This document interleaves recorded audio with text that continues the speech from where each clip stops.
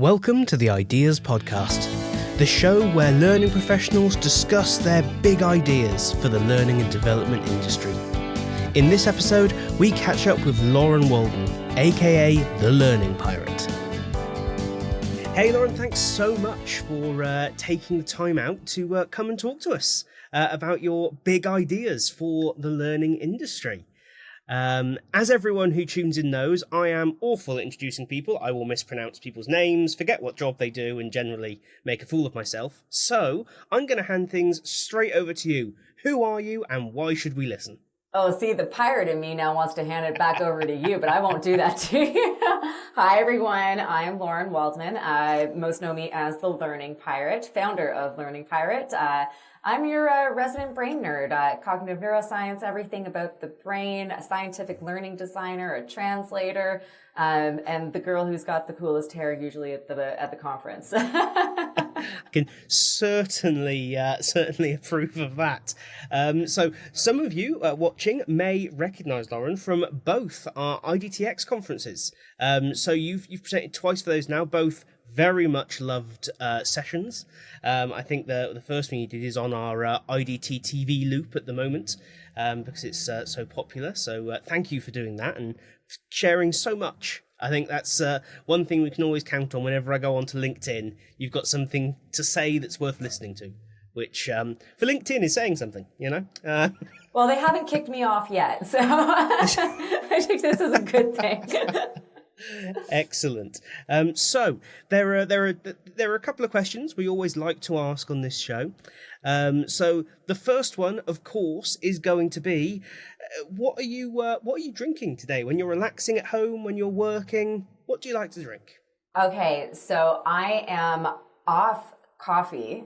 I'm caffeine cycling. Yes, this is a new thing for Lauren. I'm caffeine cycling. So I'm actually I'm drinking a decaf mushroom elixir.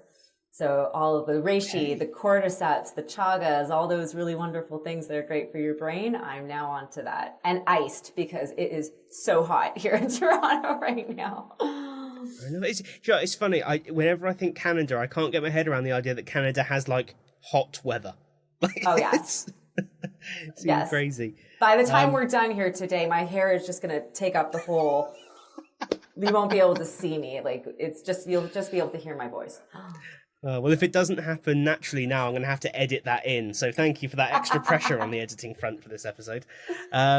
So that's always a fun way. How you're going without caffeine, I don't know. I don't think I could manage. I usually go a couple of hours in the morning, but then I realise I've forgotten to have coffee and everything falls apart. But the important question, your big idea. What is your big idea for the learning and development world? I feel like this is the most obvious answer ever, but obviously it's the brain.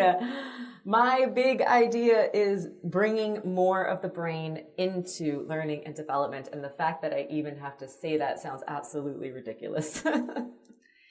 It does, but I mean, it's interesting. I know from previous chats, you've sort of asked people about when were you taught about learning and when were you taught about the brain. You've asked a lot of people these questions. The first time you asked me, I realised that actually, I think back to when I started going, right, I want to work in training, I want to work in learning and development, went on several big courses from big accredited organisations. Not once, not one conversation did we ever have about the brain, arguably the one more important thing that we should have been learning. We did, however, learn about learning styles and multiple intelligences and other such wonderful things. I'm gonna can I just close the screen now? we learn better once we hit the real world, but it's interesting that we kind of focus on things like that rather than arguably much more useful stuff. Well, all joking aside, there is a very valid reason. I mean, even before I really got into my learning about the brain and neuroscience and got all the fancy credentials, one thing I learned as I was going through that process is the reason why it probably hasn't gotten into our education systems, plus, the learning and development industry, is to be a credible and validated translator. It takes a lot of work, a lot of research, a lot of learning. And there's just not that many of us out there to translate that really complex research into the practical application of the work that we do. So we're catching up. we're definitely catching up. And I think that's kind of seen in the industry. And I feel like now there are still not enough voices, but a growing number of voices willing to say, hang on a minute, this doesn't sound right. There's a lot of that, yeah. Well, but we should be challenging it. 100%. But I feel like there's a slight, for a long time, we were all very comfortable going, oh, well, neuroscience tells us. Goes on and go, does it? Because I guess there's a big kind of mirroring what you just said. There's a problem around, I don't know enough to challenge that. If someone says, oh, there's been neuroscience tells the system, like, does it? I don't know. I suspect you don't know either. So why are you using that word? I think there's been a lot of that for a very long time. So it's great to have that kind of being combated. But I suppose from your perspective, let's start on a negative and then move massively uphill as we go forwards. What damage has that done to the L&D world? Because I think that's so often the pushback, does it really matter? Like, if it works for me, then it's a good thing, right? It does matter. It matters so much because I think that's why there has always been a perpetuation of myths like that, the learning styles where we only use 10% of our brains, which is absolutely preposterous. But by people not doing their due diligence and trusting those who are using that, well, neuroscience says, have you checked that person's credentials? Have you seen, do they even have the authority to be speaking on these things? And if you do just that little bit of deep diving, I mean, anyone can go onto LinkedIn or anybody can Google anybody these days and find out, well, oh, wait, they don't have any credentials in this. They don't have any research backing in this, but we trust them. And I think that's a very big problem in the industry as a whole, is that we're too trusting of people who either gain massive popularity because of their job status or, some pay to play. We know that too. But we need to do more due diligence, which is why my credentials are 1,000,000% out there. My certificates are listed. My certificate numbers are listed. My board of advisors are public. And I think for anyone who's listening, when you want to validate somebody's credentials to do good and to move forward in what we know, that's the way you need to do it. We've got to be a little bit more discerning. Absolutely. And I always kind of wonder, like, there's always a lot of inward talk in L&D about, oh, why aren't we taken seriously? Why don't we get a seat at the table? Why don't businesses respect us? And I wonder if it's because in the last decade we've spouted so much nonsense about learning styles and multiple intelligences, 10% of the brain, all these things that we've kind of gone, oh, this is it. Mobile learning's the future, gamification's the future, and all of it was just, we think, but without us saying that bit out loud. With no backup, we sort of spread nonsense and then go, why does no one respect us? Well, haven't you just opened the Pandora's box that was already opened by everybody else in the industry? This is a very hot topic right now. And I think the reason and I can't speak, to what's happening over in the UK. I can definitely with certainty say in North America, almost on a weekly basis, whole teams are being made redundant in one swoop. One day, a whole team is gone. And it's L&D. So what is the issue? I mean, I've been in the industry for a very long time across multiple industries within L&D, multiple geographies. And everywhere I went, we have a seat at the table, but we're not using our voices strong enough at it. It's not that we don't have a seat. We're in those meetings. We are in those meetings, but we haven't sort of been a little bit more forceful as we need to prove and to demonstrate to the business how valuable learning really is to all of the functions of sales, of marketing, of ops, of all the processes, of onboarding. It's all learning, change management, all of it. So it's a matter of what's going on there. I think it's so interesting because I think there's it kind of is a big loop, I suppose, is not having that really solid understanding of the brain, of what learning really is probably that foundational piece that we're lacking to have the confidence to say, here's the value that we can provide, right? 1,000,000%. 1,000,000%. It's, when I started the business, I had left my position as CLO. And I think it was even before CLO was even a thing. I don't think that CLO wasn't an acronym when I left, but I was the head of learning for a massive global IT company. And I couldn't get done what I needed to get done. internally because there was always so much pushback. But when I started to, understand learning much more thoroughly, over the course of almost a decade now that I've been studying the brain, we do understand, just like you, just like everyone I've asked myself, no one ever taught me how to learn. No one did. It's not that I don't know how to learn. We all know how to learn. We're physically designed to.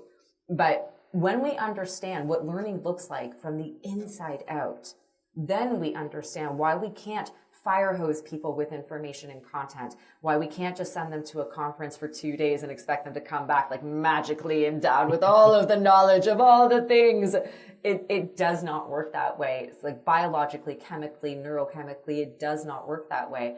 So at a very foundational level, you're absolutely right, is if we could get not just the L&D teams, it's not just the L&D teams who need to understand what is learning at a fundamental human level. How do I design better for that process? But also we need to go out to the rest of the business and say, well, you guys don't know how to do it either because we don't know how to do it. Most of you, it has to be a harmonization between the two. The employee population has to learn how to learn with better strategy, more intention about, not working against their brains, which most often we all do because we don't know about them. But it's also that coming to the table of, well, if I can design better learning from the L&D team and deliver and go through the process of doing an analysis with the business function, but then, oh my God, everybody actually knows how to absorb this more strategically, to transfer, to encode a memory, to create memory, then we've got exceptional ROI. Yeah, it's interesting because I always use it. It took me by surprise. I kind of left education, then came back to it later, and was surprised that like step one in higher education for me was, okay, so we did this whole 6 months on like the fundamentals of effective learning. And it was how you are going to learn for the next couple of years. And it's like, this feels like a waste of time. But the number of things that work in L&D, I went, why don't we do this in the workplace? It was a real eye-opener, and a lot of it related to the fact that, you're right, so much of how we structure content, how we push things, the fact that we push content speaks for itself, right? It kind of goes against what everyone naturally will do if they're just allowed to learn or encouraged to learn. Mm-hmm. So I guess, sort of zooming in on that a little bit, what do you think some of the kind of key challenges and I guess opportunities, the flip side of that, for L&D teams right now in terms of gaining this knowledge, sharing this knowledge? What should they be doing? I mean, at this point, I feel like I'm speaking to leaders all around the world and just having these conversations, and it seems to be the same across, is that they're not given budget. And without a good budget to bring in, people like myself or other translators who can start sharing this knowledge and getting it in there, that's one of the major roadblocks. So I feel like this is just, everyone's going to know the answers here. It's time, it's money. It's time and it's money. That's always what the case is. However, the case for this is exceptional, because when you look, everyone's like, well, what's the ROI? If I teach everybody how to learn better, if I teach them about their brains, well, what's the ROI on this? I'm like, well, let's see. How many times do you have to bring in another training vendor in order to redo the training that you did already? Okay, there's one. Number two, the employees. How often are you finding them searching for things that they were supposed to have learned from you, but now they're on Google, YouTube, TikTok, name any one of the social platforms. So how much time are they spending doing that? Okay, there's time that we get back. Then we've got the LMSs and the learning libraries. Okay. How often do you go just on your regular day, a Saturday night, you want to sit down and watch something on Netflix, and it takes you, 20 to 30 minutes just to find something that you want to watch? Well, this is what's happening with these massive libraries as well. Tons of time wasted. On the fundamental human level, though, what I think people really miss is that, yes, we want to give them the skills and the abilities to be able to learn better, but what we're talking about is teaching them about themselves as fundamental human beings. So we can underpin this with, you're going to learn the skill of learning more strategically and intentionally to save all that time and to tackle the learning in a way that you can put it into use much faster and more effectively. But you're also learning the fact that, oh, wait, a trace of memory, unless I absolutely terrify you or cause some crazy emotional scarring while we're learning, that's the only way that memory is stamped instantly. takes time to create. We're changing a human brain, and we need to allow for that process to happen. What if we gave everybody the abilities to focus? Focus is a skill. We forget this. Focus is a skill, and we can train the brain to do it through attentional networks, through, all of these little practices. Metacognitive abilities. Why would someone go into a learning intervention and then come out of it and go, ooh, I don't know anything, when we can design the learning for them to understand, oh, I actually don't know this in the moment, versus once you're already done. More time wasted. And I can go on and on. You want to talk about stimulating neurochemistry? Let's do it. You want to talk about, working memory and cognitive load? Let's do it. Memory, sleep, emotions, behavioral sciences. I don't understand how this isn't more prevalent. Like I said, beyond the fact that there aren't a lot of me out there to help get this in there, it shouldn't be such an uphill battle to make a case for this. And I think that's certainly, from my perspective, that was a big part of the challenge in getting started in these areas. The fact that a lot of them are quite, if you don't have someone like yourself to kind of help guide you in, it's quite a big step from practicing L&D to picking up your first proper book on on brain chemistry or on behavioral psychology. It's you kind of, the way I always used to put it was, I need to find a smart person to help me understand the big words. It's if I know where to put the button on screen for best effect, but anything beyond that, I kind of need someone to help me on to that next step. Because realistically, I always consider myself as, regardless of what else I do, I'm an instructional designer. I might be a manager at various points, I might be doing different things, but broadly speaking, I'm an instructional designer by trade. I'm never, therefore, going to have the pinnacle of knowledge of any of these other things, because it's not my specialty, right? And I think so often we confuse needing an understanding with, you must have, the understanding. You must completely re-specialize, and that's kind of not what you're saying, right? No, and as a matter of fact, don't do it. It's taken me a decade, and anyone who's seen one of my keynotes, I show, and in the series as well, you get to see these horrific photos of me where my hair is legitimately it's like there could be an animal living in it, and coffee stained shirts, and I'm crying because it was so hard. It was so hard to learn about the brain because I never knew anything about it, which was so embarrassing to admit as a former teacher and a learning professional. I'm like, how do I not know about this thing doing all the work? But the complexity of it is real. It is really real. And I went so deep down that rabbit hole, and it was for professional and for personal reasons. People who have heard me speak, they know that there was a personal reason. It was because of my grandmother, who was, she was old and she was going through dementia. The hospital that she was at, they gave me privileges. They let me attend rounds. They brought me into their fold to show me their world, and that's how I was, donned or knighted, if you will, a scientist. Later, years later, I was honored with the title of becoming a learning scientist. But don't go down the same rabbit holes that I did. It will drive you crazy, and you do have to dedicate. I stopped my learning career for a solid 2 to 3 years. I'm still working, but it takes that type of dedication to understand not only the science itself, but I had to learn how to be a better researcher. I had to learn how to learn, because that was the first thing that I realized. I'm like, holy moly, I don't know how to do this properly. It shouldn't have been. Now, learning needs to be hard. It should be hard. No scientist I know will tell you it's supposed to be easy. But the reason why I wanted to come back into our industry, because I'm a learning designer too. That's my jam. I just do it with science now, which is so cool. But I wanted to come back into the industry to go, oh my God, you guys, you need to know this. Holy moly. But don't go as far deep as I did. Let me do the heavy lifting for you. I'll give you all the golden nuggets. And it's interesting that in so many ways mirrors what we do what an instructional designer is supposed to do for our learners. We don't take everything the SME gives us and chuck it at the learner. No, we pick out the bits that are highly relevant and actionable, and we give them to them. So, it shouldn't be that hard to get our heads around, but I think we've got a nasty tendency of going, best practice for you, but I'll just do whatever. It's fine. Don't worry. Often because there's no SME waiting to call us out when we get it wrong. Right. Because we're often the experts in our business, even if we have no clue what we're doing. Which is not that that's ever been my position before. That was early moments in my career, still flashback where I was like, oh yeah, I'm sure this is what we should be doing. I look back and go, why did someone not stop me? This was obviously a stupid idea.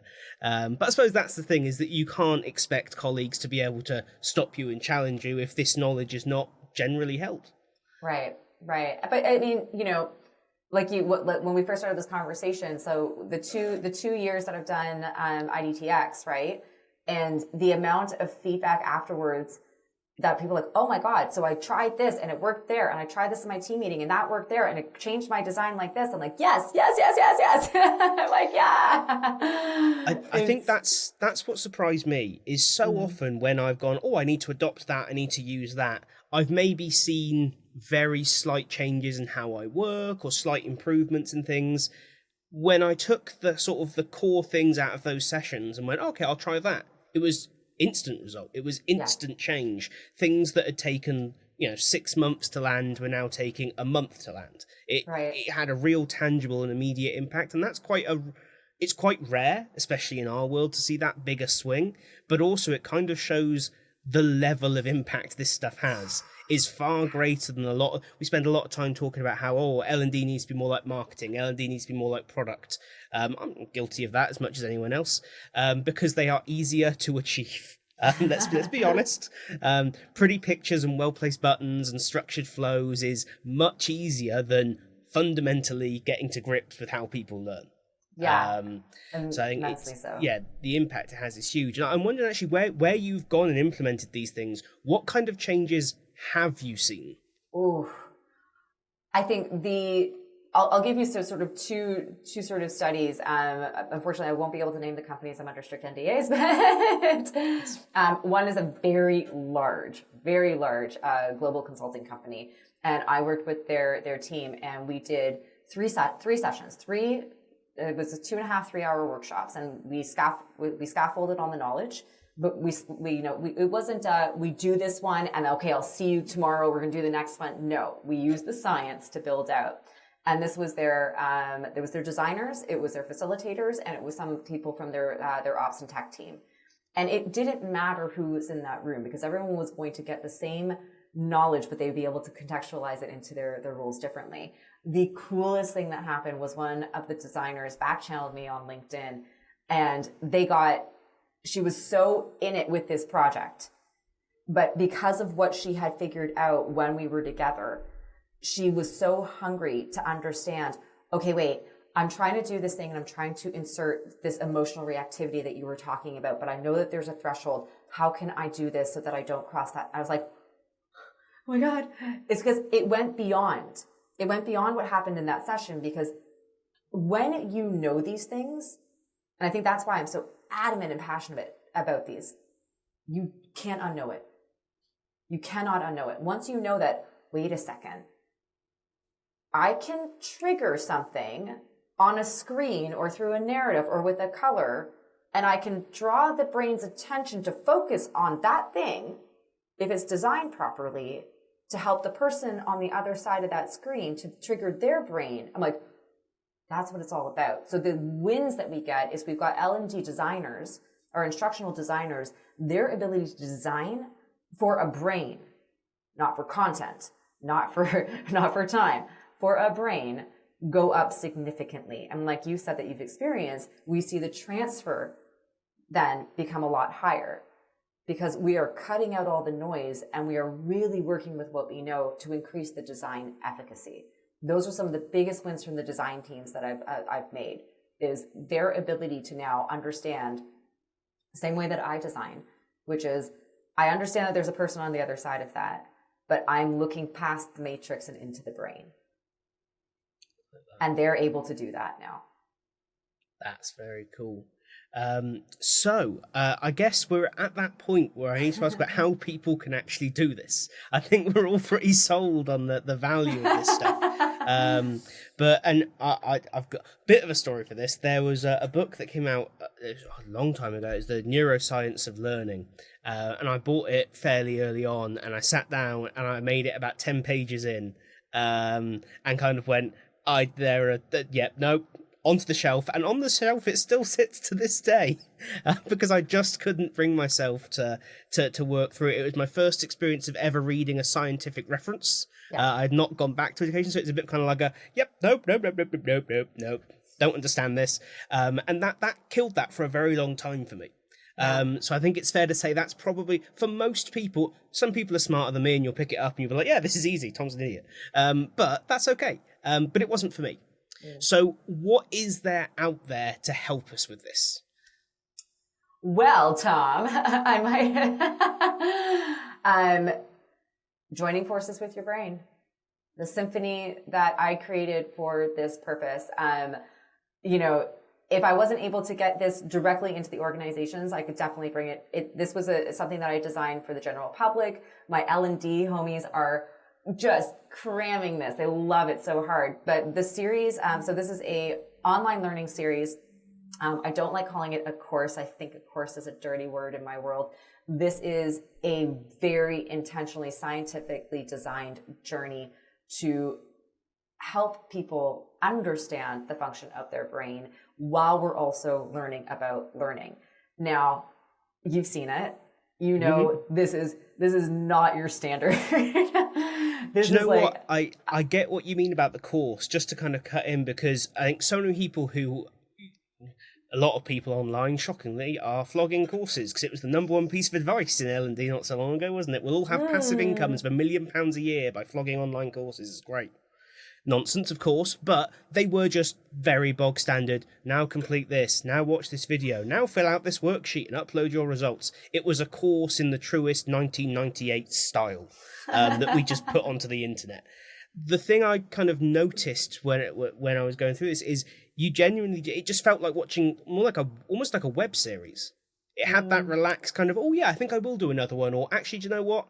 I'm going to walk away for a little bit and come back after dinner or whatever it might be. It had that really nice flow to it that just made it almost, it just didn't feel like I'm doing learning. I was more just, it was something else, which is quite nice. Well, for the cajillion times, and I say this, I think in the first or the second video, I've been asked to write a book so many times. I said, no, you write the book. I am going to give you everything that you need throughout this amazing journey, and I'm going to facilitate it, right? So this is a very, as you've experienced, I'm facilitating in a way that's probably never been facilitated on video before, because I'm almost like talking to you as if I'm with you. It's like, hey, Tom, stop what you're doing right now. I told you to stop. Did you stop? I know you didn't, so pause me, okay? But it was, again, everything is designed so incredibly intentionally and strategically, because why would I write a book like that was just going to wind up on your shelf, right? Books need to be learning tools, and this is a journey, and this isn't just a journey about you learning how to learn better and learning, my designers, they are picking it up. They are understanding how to transfer this into their professional lives. But this is your journey about learning about your own brain and your learning strategies. So this is, the journals are hopefully going to be made and out by next year. But no, this is something that goes way beyond click here, click there. Oh, okay, I'll just Amazon shop while I go through this really, really amazing e-learning. Sounds about right. And plus, I'm like a prankster. You know that. There's so much unexpected that, I think someone once referred to it as like it's part learning, part Netflix, part Johnny Knoxville jackass. And I was like, okay. Feels about right. I don't know what the UK equivalent is of that, but... Yeah, no, I suppose that was that. I suppose here that's probably not as current. It was there when I was a kid. That was on telly. That was fine. That was we had that. I'm not. I don't old. think there is an equivalent. I don't think there is an equivalent now, though. I'm fairly certain enough laws kind of went, this is a really bad idea.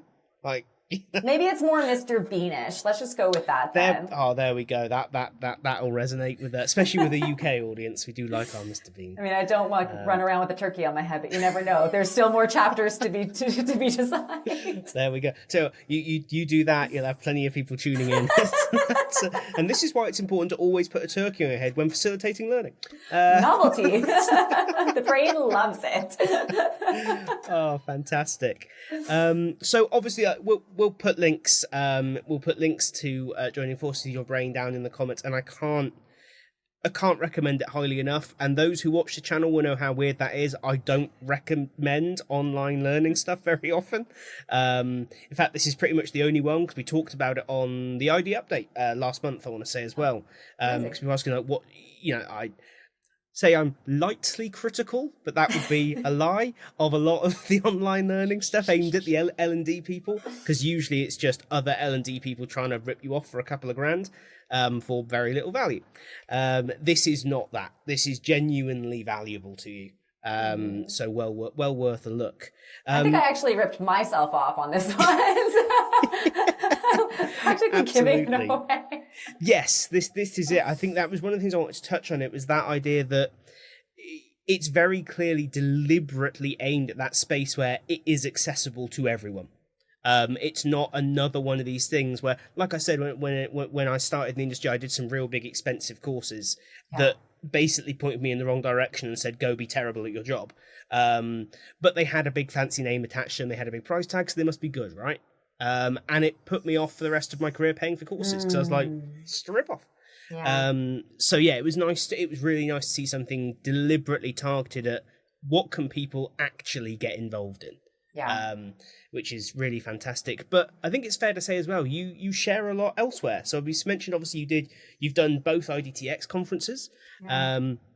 What else have you got coming up kind of over the rest of this year? Well, I will be making another triumphant return to the UK this fall. So I'll be over at Learning Live in September. I will be at the World of Learning. Who knew? In Birmingham with you and the team. And that's October 11th? Yes, 10th? October 11th. 11th, yeah. And then I'll be heading back to North America to do the rest of the conferences on this side of the pond. But yeah, there's, you never know. There's tons of podcast interviews coming out. I'm always in it to win it, to support the communities. And actually, speaking of which, I can actually share this now.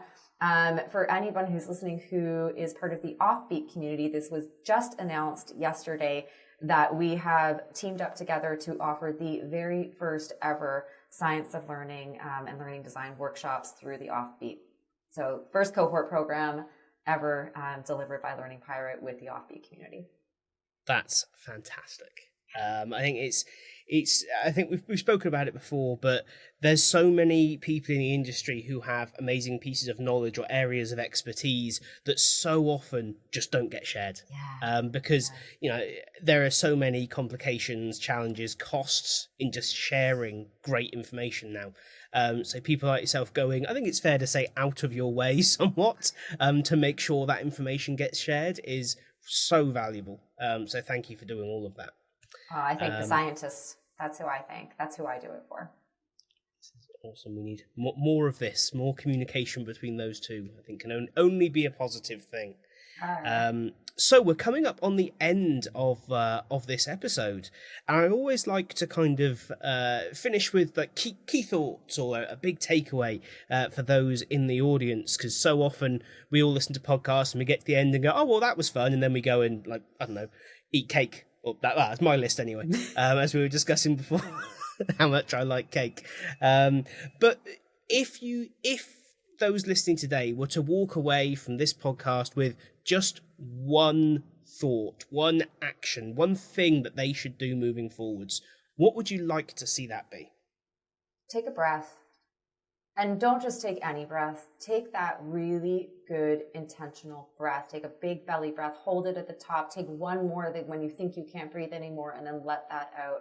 And feel what happens as your brain releases the neurochemistry to tell your body that we are safe, we are calm, and we can make good decisions. Use that executive function. Like a little take-home experiment. I love it. Yeah. Fantastic. Well, Lauren, thank you so much for taking the time out to come and speak to us. I love it every time, Tom. Obviously looking forward to seeing you in person later this year at World of Learning. Just a reminder to everyone, World of Learning, the seminars are completely free to attend. So it is your opportunity to come and hear from incredible L&D people like Lauren over 2 days in Birmingham, 10th and 11th. So please do come along and say hello and come to some of the sessions. But in the meantime, thank you all for listening, and we will catch you in the next one. Yeah. Thanks for tuning in to this episode of the iDeas podcast. You can find all the information about everything we discussed in this show and links to connect with Lauren in the description. Please leave a comment to let us know what you're taking away from this conversation, and we'll see you next time.